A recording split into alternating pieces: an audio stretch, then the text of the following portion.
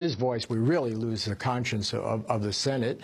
But there are very few voices on the progressive side of things. Obama had promised to be such a voice, but he's now basically a silken glove for corporate power, unfortunately. Now, maybe that will change. I'm always hopeful, and maybe the departure of Summers is the beginning of a new day in America. We'll see. We're talking to Robert Scheer. His book, just out in paperback, is called The Great American Stick-Up. This issue of, well, the question of, is President Obama really responsible for, and maybe the media as well, the whole Tea Party phenomenon, the issue of people across this country suffering terribly economically and seeing the power elite in Washington bailing out the banks, and yet people on the bottom are losing their homes by the very banks that have been bailed out. Yeah, look, you know, I actually wrote a column saying that I wasn't upset that Rand Paul won the Republican nomination in Kentucky. I wasn't that upset that the Tea Party candidate won in Alaska, because both of them at least challenged the power of the Federal Reserve. At least both of them demanded an audit of the Federal Reserve. The Federal Reserve, you might recall, is when Timothy Geithner was head of the New York Fed, that's where they made those deals on the weekend where they decided to bail out AIG. And we still don't know what happened then and how those deals were made.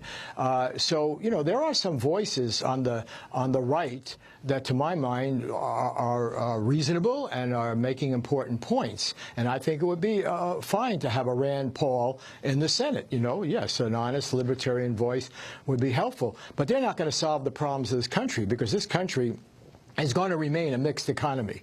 And in the mixed economy, to this day, it means basically a Wall Street-driven economy. I can't stress that enough. Everybody thinks, well, you're putting up a straw man. I mean, it's nonsense. Two-thirds of the profit that was made in this country during the Bush years was made by the financial community. They're also the main backers of Obama's campaign. I mean, you know, you can't underestimate the power of Wall Street in our society at this time.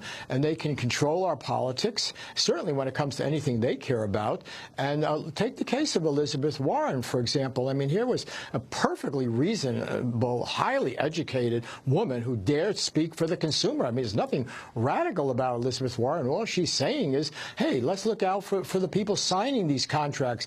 You know, she's not even raising the prospect of controlling interest rates, which, by the way, used to be in not only the California state constitution, but quite a few in this country. It was preempted by federal legislation, which Wall Street sought, saying the states no longer have power to regulate the interest rate of any institution that has any kind of federal banking connection, which is just about all of them. So, you know, something that the Bible, Scripture, calls for, whether you're Hebraic, Christian, or Muslim tradition, usury is condemned. It's condemned far more than anything else in the Bible. And yet, you know, if you dare suggest we not charge 35% interest to somebody on their credit card, my God, no, that can't be. So Elizabeth Warren hasn't even raised that issue of controlling interest rates. All she's talking about is transparency, make sure the language is clear, make sure people understand it's in print that they can read when they sign a home mortgage, and so forth. And she's considered too radical, and Obama chickened out totally. He should have taken the fight for Elizabeth Warren being head of this new agency, which is really the only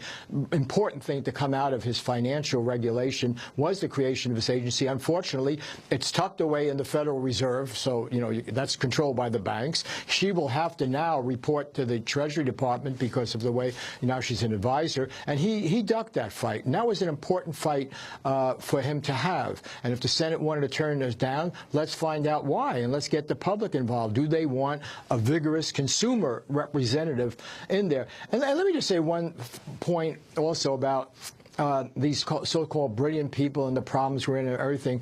On the first page of my book, I quote an exchange between George W. Bush and Henry Paulson. Paulson is another supposedly brilliant person. He was head of Goldman Sachs. George Bush brought him in as Treasury Secretary, one of those corporate people that they're saying Obama might bring in, and so forth. And Paulson at least had the honesty in his memoir, which I quote on my first page, where George W. Bush asked him, how did this happen? Here's the President of the United States asking his new Treasury Secretary, former head of Goldman Sachs, what is this we're in, this economic meltdown? How did this happen? And Paulson answers, it was a tough question for somebody from the financial community to ask because we were responsible. However, when you read, that's an honest statement, good one. However, when you read further in the book, Paulson admits he did not know these toxic mortgage derivative packages and credit default swaps were at the basis of these toxic securities. He did not understand at that time as he was advising the president. He only found out later.